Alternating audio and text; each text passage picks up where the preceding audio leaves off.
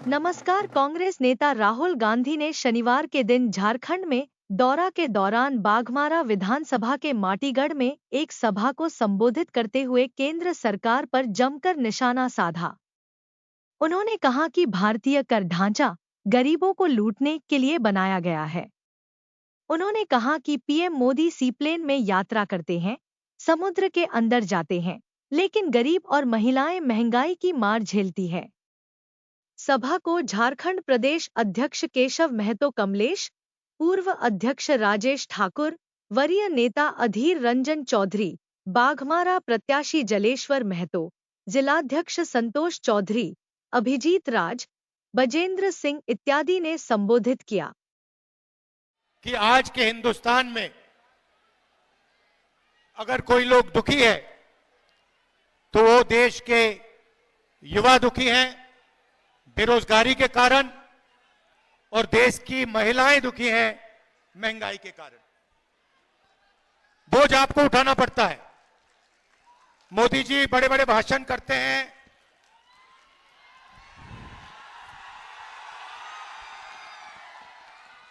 कभी सी प्लेन में चले जाते हैं, कभी समुद्र के नीचे चले जाते हैं, मगर बोझ आपको उठाना पड़ता है। जब पेट्रोल का दाम बढ़ता है, डीजल का दाम बढ़ता है,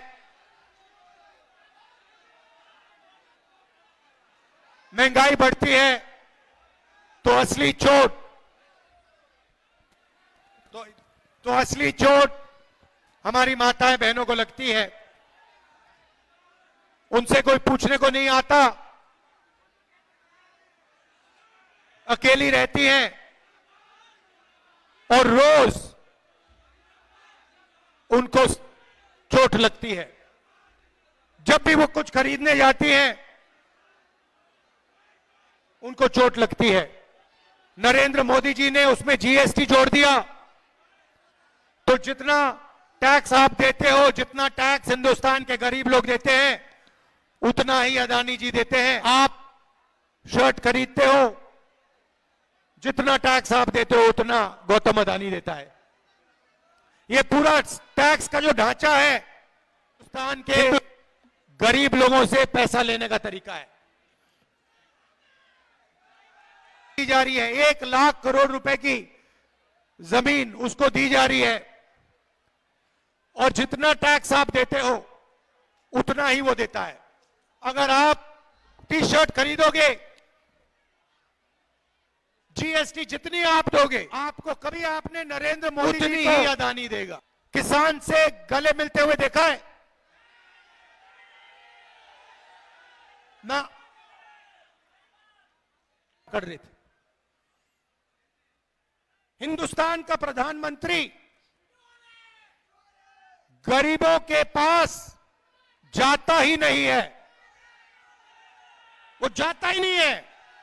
किसानों के पास, आदिवासियों के पास, दलितों के पास, पिछड़ों के पास वो कभी नहीं जाते हैं।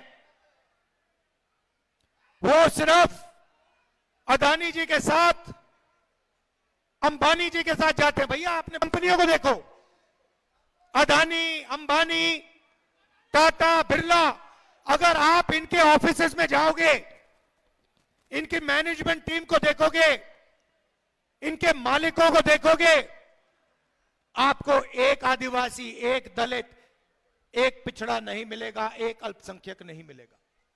यह देश की सच्चाई है। और नरेंद्र मोदी जी का काम आपका ध्यान इस बात से भटकाने का है कि आपको पता ना लग जाए कि आज हिंदुस्तान में 90% आबादी की कोई भागीदारी नहीं है। सरकार में नहीं है, मीडिया में नहीं है, प्राइवेट अस्पतालों में नहीं है, प्राइवेट कॉलेजेस में नहीं है, शिक्षा के सिस्टम में नहीं है, जुडिशरी में नहीं है, आप कहीं के नहीं हो।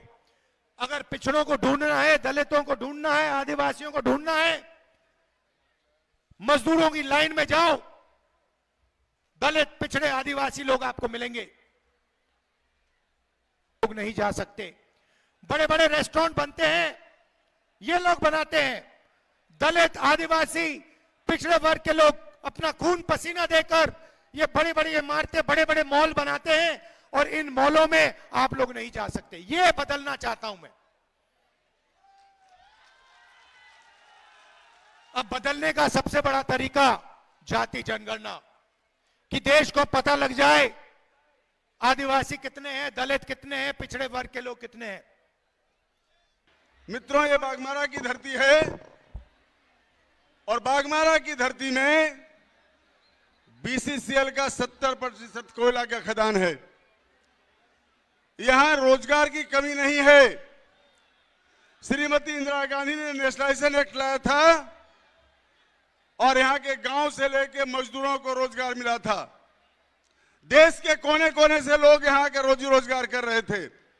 सबको सम्मान मिला, अधिकार मिला, पहचान मिला और साथ ही साथ सबको अस्थायी रोजगार मिला।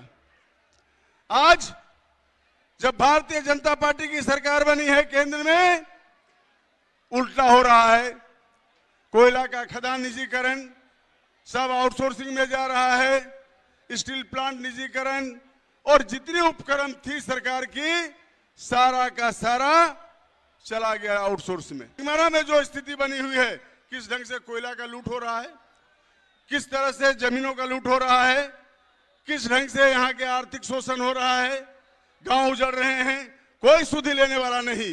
लेते हैं कि इस बाघमारा विधानसभा क्षेत्र में कांग्रेस को जिताना है, पंजा को जिताना है, हाथ को जिताना है, तभी जाकर ये रास्ता प्रशस्त होगा और राहुल गांधी का हाथ मजबूत होगा। इन्हीं कोयला के राष्ट्रीयकरण के लिए, बैंकों के राष्ट्रीयकरण के लिए उन्होंने जो उल्लेखनीय काम किया है, एक एक श्रमिक, एक एक गांव के लोग, ये सभी ऋणी है।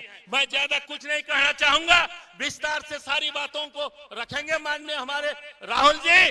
आप लोगों से पुनः अनुरोध करता हूं, एक बार जोर से हाथ बढ़ाकर माननीय नेता का आप लोग स्वागत करें, अभिनंदन करें, जोहार करें।